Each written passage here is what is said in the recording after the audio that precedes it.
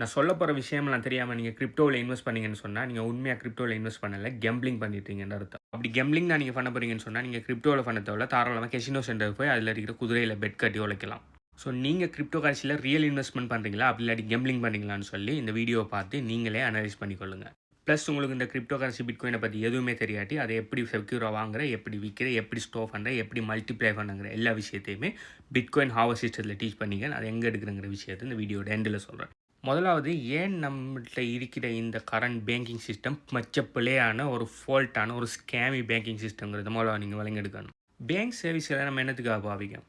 நம்மளோட பேப்பர் கரன்சியால் சேமித்து வைக்கிறதுக்கு, ஒரு அக்கௌண்ட்லேருந்து இன்னொரு அக்கௌண்ட்டுக்கு நம்மளோட பணத்தை ட்ரான்சாக்ஷன் பண்ணுறதுக்கு, அப்படி இல்லாட்டி நம்ம வெளிநாட்டுக்கு பணம் அனுப்புறதுக்கு, அப்படி இல்லாட்டி நம்ம ஒரு இன்வெஸ்ட்மெண்ட் மாதிரி அதிலிருந்து இன்ட்ரெஸ்ட் வந்து ஏர்ன் பண்ணுறதுக்குன்னு சொல்லி நிறைய விஷயங்களுக்காக நம்மளோட பேங்கை பாவிச்சிட்டு இருக்கோம். ஸோ இந்த இவ்வளோ விஷயத்தையும் செய்கிறதுக்கு மட்டும்தான் இந்த பேங்க்கெல்லாம் ரன் ஆகுதுன்னு சொல்லி நீங்கள் நினச்சிட்டு இருப்பீங்கன்னு சொன்னால் நீங்கள் ராங்.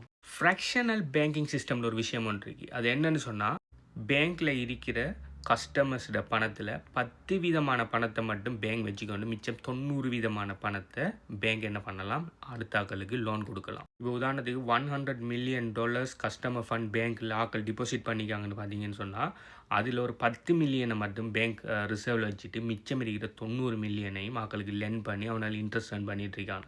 அப்படி ஏர்ன் பண்ணுற இன்ட்ரெஸ்ட்டில் அவனால் உங்களுக்கு இன்ட்ரெஸ்ட்டை தாரது ஒரு பீனட், அதாவது அதில் ஒரு சின்ன ஒரு மடங்கு அவங்களுக்கு தாரானால் அதுவும் இன்ஃப்ளேஷனை விட குறைஞ்ச அமௌண்ட்டாக இருக்கிறதால உங்களோட பணத்தோட வேல்யூ குறைஞ்சிட்டே போகுது. ரெண்டாவது ஜோக் என்னென்னு சொன்னால், இந்த பணத்துக்கு இப்போ நம்ம பிரிண்ட் பண்ணி தர நம்மளோட பேங்க்ஸ்கள் பிரிண்ட் பண்ணி தர இந்த எல்கேஆர் கெனடியன் டாலர் யூஎஸ் டாலர்னு சொல்லி பிரிண்ட் பண்ணி தர பணம் எதுக்குமே எந்த விதமான பேக்கப்பும் இல்லாமல் பிரிண்ட் பண்ணி தள்ளிட்டு இருக்காங்க. ஏர்லியர் டேஸில் பார்த்தீங்கன்னு சொன்னால், எந்த அளவுக்கு பேங்க்ஸ்கள் கவர்மெண்ட்ஸ்கள் பணத்தை பிரிண்ட் பண்ணுதோ அதே அளவுக்கான கோல்டு பார்த்தீங்கன்னு சொன்னால் கவர்மெண்ட்டோட பேங்க்ட ட்ரெஷரியில் இருக்கணும். அதுக்கு பிறகு 1971 நினைக்கிறேன் என்ன பண்ணாங்கன்னா, இது கோல்டை வச்சு நம்ம பிரிண்ட் பண்ணால் நம்மளுக்கு பணம் பத்தாமல் இருக்குது, கோல்டு ஸ்டாண்டர்ட் எடுத்துகிட்டு போட்டு நம்ம நினச்ச மாதிரி பிரிண்ட் அடித்து தள்ளுவோம்னு சொல்லி பிரிண்ட் அடிக்க ஆரம்பித்து இன்றைக்கி கணக்கு வழக்கு இல்லாமல் பிரிண்ட் அடித்து தள்ளிட்டு இருக்காங்க. அதனால தான் இன்ஃப்ளேஷனுங்கிற இவ்வளோ பிரச்சனை வந்து போயிட்டுருக்குது. ஆல்ரெடி கவர்மெண்ட்டுகள் பிரிண்ட் அடித்து தள்ளுறதால இன்ஃப்ளேஷனுங்கிற பிரச்சனை காணாததுக்கு நீங்கள் என்ன பண்ணீங்க, உங்களோட பணத்தை கொண்டு இதை மாதிரியான பேங்க்ஸ்களில் போடுறது மூலம் அவனால் என்ன பண்ணாலும் லென் பண்ண நிறைய இன்ட்ரெஸ்ட் ஏர்ன் பண்ணுறாங்க. ஆனால் உங்களுக்கு எதுவுமே இல்லை. ப்ளஸ் உங்களோட பணத்தை நீங்கள் இந்த பேங்கிங் சர்வீஸ்களை எடுக்கிறதுக்காக செய்கிறதுக்காக அவங்கள்ட்ட இருந்து திரும்ப ஃபீஸ் வாங்கிட்டு இருக்காங்க. அதாவது உங்களோட பணத்தை வச்சுருந்தா அதுக்கு ஒரு மினிமம் பேமெண்ட் வைக்கணும், அது இல்லாட்டி உங்களுக்கு ஃபீஸ் போடுவாங்க.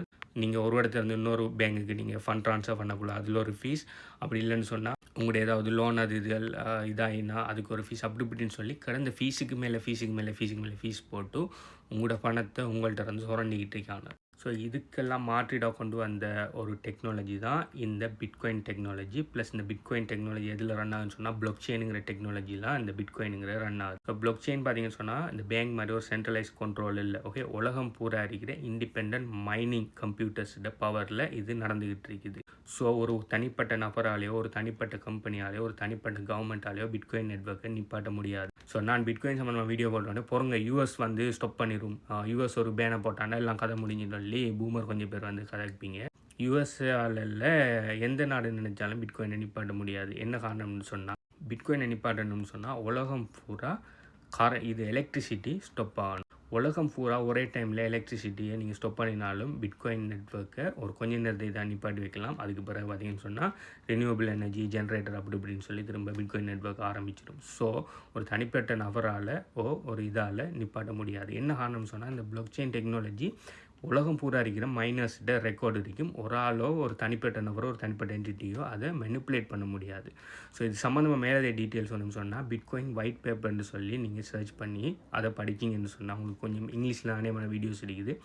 அதை கொஞ்சம் படிச்சிங்கன்னு சொன்னால் இது எப்படி ஒர்க் ஆகுது, இந்த பிளாக் செயின் டெக்னாலஜி எப்படி ஒர்க் ஆகுது, ஏன் இது 15 வருஷமாக பிட்காயின் வந்து 15 வருஷத்துக்கு மேலே ஆகுது, ஏன் இன்னும் ஒரு ஆளால் கூட இதை ஹெக் பண்ண முடியாமல் இருக்குது, எந்த கவர்மெண்ட்டால் கூட ஏன் இதை நிப்பாட்டே இல்லாமல் இருக்குங்கிறது உங்களுக்கு வழங்கும். ஸோ சென்ட்ரலைஸ் பேங்குகள் கவர்மெண்ட்டுகள் இந்த பேப்பர் கரன்சிகள் மாதிரி எந்த விதமான ஃப்ளோவும் இல்லை. இதில் பார்த்தீங்கன்னு சொன்னால் ஒரு தனிப்பட்ட நபர கண்ட்ரோல் இல்லை பிட்காயினுக்கு. நீங்கள் ஒரு இடத்துலேருந்து எந்த உலகத்தில் எந்த மூலையில் யாருக்கு வேணுனாலும் அனுப்பிக்கொள்ளலாம் சின்ன ஒரு ஃபீஸில். அடுத்தது யாரும் உங்களோட டிரான்சாக்ஷனை நிப்பாட்டையில, நீ இவருக்கு பணம் அனுப்பப்படா, நீ என்னத்துக்கு அனுப்புறேன்னு சொல்லி யாரும் உங்களோட பணத்தை கொஷன் பண்ணலாம், ப்ளாக் பண்ணலாம். ப்ளஸ் நீங்கள் சென்ட்ரலைஸ் பேங்குகளுக்கு கூட நீங்கள் பணத்தை அனுப்பக்குள்ள நீங்கள் இன்றைக்கு அனுப்பினா ஒரு ஒர்க்கிங் டேஸ் 3-4 நாள் ஆகும். ஆனால் பிட்காயின் அனுப்பக்குள்ள ஒரு 5 மினிட்ஸில் போய் சேர்ந்துடும். அதுவும் லைட்னிங் நெட்வொர்க் போன்ற விஷயத்துக்குள்ள அனுப்பினீங்கன்னா இன்ஸ்டண்ட்டாகவே பிட்காயின் போய் சேர்ந்துடும். ப்ளஸ் பேங்க்ஸ்கள் மாதிரி உங்களோட பணத்தை எடுத்து அவங்க லெண்ட் பண்ணி அவங்க விளையாடையலாம். ஓகே, உங்களோட பணம் உங்களோட கண்ட்ரோல்லாம் இருக்கும். நீங்கள் உங்களோட நான் கஸ்டோடியல் வாலெட்டில் நீங்கள் பத்திரமா நீங்கள் வச்சிருக்கிற கிரிப்டோ உங்கள்கிட்ட 100% உங்கள்கிட்ட இருக்கும். அதை யாருமே விளையாடையலாம். ப்ளஸ் பிட்காயினுங்கிறது தனியாக ட்ரான்சாக்ஷனுக்கு மட்டும் பயன்படுத்தாமல் ப்ளஸ் இது ஒரு ஸ்டோர் ஆஃப் வேல்யூங்கிறதால, இது ஒரு லிமிட்டட் சப்ளையில் இருக்கிறதால இதில் பெறுமதி ஓவராலாக பார்க்கக்குள்ள கூட்டிகிட்டு போகுது. எப்படி நம்மளோட பேப்பர் கரன்சி எல்லாம் ஓவராலாக நம்ம அதில் பெறுமதி குறைஞ்சிட்டு போகுது. ஏன்னா அன்லிமிட்டடாக இவனுங்கள் கவர்மெண்ட்டுகள் என்ன செஞ்சுட்டு இருக்காங்க, பணத்தை பிரிண்ட் பண்ணிட்டு இருக்காங்க, எந்த வித பேக்கப்பும் இல்லாமல். அதனால தான் ஒரு 100 ரூபாய்க்கு நீங்கள் 5 வருஷத்துக்கு முதல் வாங்கின பொருள் இன்றைக்கு வாங்க முடியுதில்லை. இன்னொரு 5 வருஷத்தில் இப்போ வாங்குகிற பொருளை கூட வாங்க இல்லாமல் இருக்கும். என்ன காரணம்னு சொன்னால் அன்லிமிட்டட் சப்ளையில் இன்ஃப்ளேஷன் பண்ணிட்டு போகிறாங்க பணத்தை. ஆனால் அந்த கேஸ் பிட்காயினுக்கு இல்லை. ஏன்னா பிட்காயின் டோட்டல் சப்ளை 21 மில்லியன் தான் வாரத்துக்கு இருக்குது. அதை தாண்டி 1 மில்லியன் கூட ஒரு எக்ஸ்ட்ரா பிட்காயின் கூட யாராலையுமே உருவாக்க முடியாது.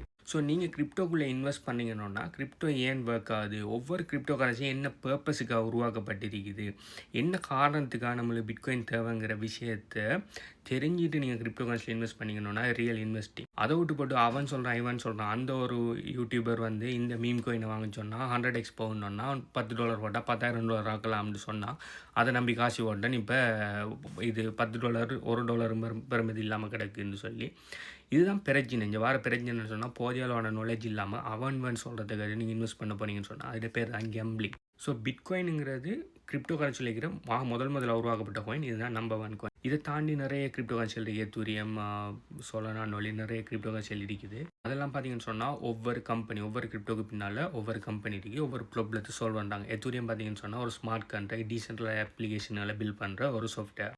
அதே மாதிரி வேன்னு சொல்லி இன்னொரு இது ஒன்று இருக்குது. டீசென்ட்ரலைஸ்டாக இது லெண்டிங் அண்ட் பரோவிங்கை செய்கிற ஒரு டீசென்ட்ரலைஸ்ட் மெத்தட் உண்டு. ஸோ அப்படி ஒவ்வொரு கிரிப்டோ கரன்சி பின்னால் ஒவ்வொரு பர்பஸ் இருக்குது, ஒவ்வொரு ப்ராப்ளத்தை சால்வ் பண்ணாங்க. ஆனால் சில மீம் கோயின்கள் பார்த்தீங்கன்னு சொன்னால் சும்மா செல்ல பிராணிகள பேரில் அது இதுன்னு சொல்லி க்ரியேட் பண்ணி சும்மா ஹைப்பில் என்ன செய்வானுன்னா ஆக்களை பே காட்டி கேம்பிளிங் பண்ணிட்டு இருப்பாங்க. அதே மாதிரி இல்லையா போய் இன்வெஸ்ட் பண்ணாங்க. அநேகமானவர்கள் இந்த மாதிரி வீடியோ போட்டோடனே அந்த கோயினை வாங்கியா, இந்த கோயினை வாங்கியா, இதில் போட்டால் என் பணம் பெருகுமா, இதில் போட்டால் என் பணம் 10x ஆகுமான்னு சொல்லி இந்த மாதிரி கொஸ்டின் எல்லாம் கேட்காதீங்க. முதலாவது நீங்கள் என்ன செய்யணும்னா முதலாவது ஒரு கோயின் எடுத்தீங்கன்னா அதுக்கு ப்ராப்பராக ஃபண்டமெண்டல் அனாலிசிஸ் பண்ணணும். ஃபண்டமெண்டல் அனாலிசிஸ் என்னென்னு சொன்னால் நீங்கள் எந்த கோயினை வாங்க போகிறீங்க அந்த கோயின் சம்மந்தமாக ஃபுல் ரிசர்ச் பண்ணணும். என்ன காரணத்துக்கு அந்த கோயின் உருவாக்கப்பட்டிருக்கு, என்ன ப்ராப்ளத்தை சால்வ் பண்ணாங்க, அதோட டீம் எப்படி இருக்காங்க, அதோட ஏர்லி இன்வெஸ்டர்ஸ் யார், அவங்க டம்ப் பண்ணுற சான்ஸ் இருக்குதா, அதோட டோக்கனமிக்ஸ் என்ன, அது ஃபிக்ஸ் சப்ளையா அன்லிமிட்டட் சப்ளையா, இது சொல்லி எல்லா விஷயத்தையும் நீங்கள் ஸ்டடி பண்ணி தான் ஒரு கிரிப்டோவில் நீங்கள் இன்வெஸ்ட் பண்ணணும். அப்படி இன்வெஸ்ட் பண்ணிங்கன்னு சொன்னால் நீங்கள் உண்மையாக இன்வெஸ்ட் பண்ணுங்கள். அப்படி செய்யாட்டி நீங்கள் என்ன செய்யணும்னா கேம்பிளிங் பண்ணுங்கன்னு அர்த்தம். அதுக்கு பதிலாக நீங்கள் கசினோ சென்டருக்கு போய் குதிரையில் பெட் கட்டலாம். ஸோ சாராம்சம் என்னென்னு சொன்னால் கிரிப்டோவில் இன்வெஸ்ட் பண்ணுங்கள். ஆனால் நீங்கள் என்னத்தில் இன்வெஸ்ட் பண்ணீங்கிறத விளங்கி இன்வெஸ்ட் பண்ணுங்கள். சும்மா அவன் சொல்கிறத கண்ட விஷயத்தையெல்லாம் செய்யாதீங்க. உங்களுக்கு கிரிப்டோ கரன்சி அப்படி பிட்காயின் பற்றி எதுவுமே தெரியாது, அதை இதை ப்ராப்பராக படிக்கணுன்னு ஆசைப்பட்றீங்க, அதை எங்கேருந்து ஸ்டார்ட் பண்ணுன்னு தெரியாட்டி உங்களுக்கு ஒரு குட் நியூஸ். பிட்காயின் ஹாவர் சிஸ்டத்தில் இது எல்லாத்தையுமே 100% ஃப்ரீயாக டீச் பண்ணியிருக்கிறேன். அதில் பார்த்தீங்கன்னு சொன்னால் பிட்காயின் கிரிப்டோ கரன்சி எப்படி சேஃபான மெத்தடில் வாங்குகிற, கிரிப்டோ கரன்சி எப்படி சேஃபாக நான் கஸ்டோடியல் வாலெட்டில் பத்திரமா வைக்கிற, ப்ளஸ் கிரிப்டோ அதாவது பிட்காயினை வச்சு எப்படி பெசிவ் இன்கம் பண்ண, பிட்காயினை எப்படி அக்யூமுலேட் பண்ணுற, ப்ளஸ் அதை எப்படி ஸ்கேல் பண்ணுன்னு சொல்லி எல்லா விஷயத்தையுமே 100% ஃப்ரீயாக நான் டீச் பண்ணிங்க பிட்காயின் ஹாவர் சிஸ்டத்தில். அதோட டீட்டெயில்ஸ் வேணும்னு சொன்னால் ஏன்னு உங்களுக்கு அந்த சிஸ்டம் வேணும்னு சொல்லி கீழே கமெண்ட் பண்ணுங்கள். உங்களோட ரீசன் நல்ல வேல்யூபிளான ரீசன் ஆகிடுக்குன்னு சொன்னால் அந்த சிஸ்டத்தை எங்கே எடுக்கிறேன்னு சொல்லி நான் டீட்டெயில்ஸ் தரேன். ப்ளஸ் நீங்கள் கிரிப்டோ கரன்சியில் நீங்கள் உங்களோட ப்ராப்பரான ஃபண்டமெண்டல் அனாலிசிஸ் பண்ணி கிரிப்டோ கரன்சியில் இன்வெஸ்ட் பண்ணுறேன், அப்படி அடுத்தவங்க சொல்கிறாங்கிறதுக்காக நீங்கள் கிரிப்டோவில் இன்வெஸ்ட் பண்ணியான்னு சொல்லி நீங்கள் என்ன நினைக்கிறத கீழே கமெண்ட் பண்ணுங்கள். பை.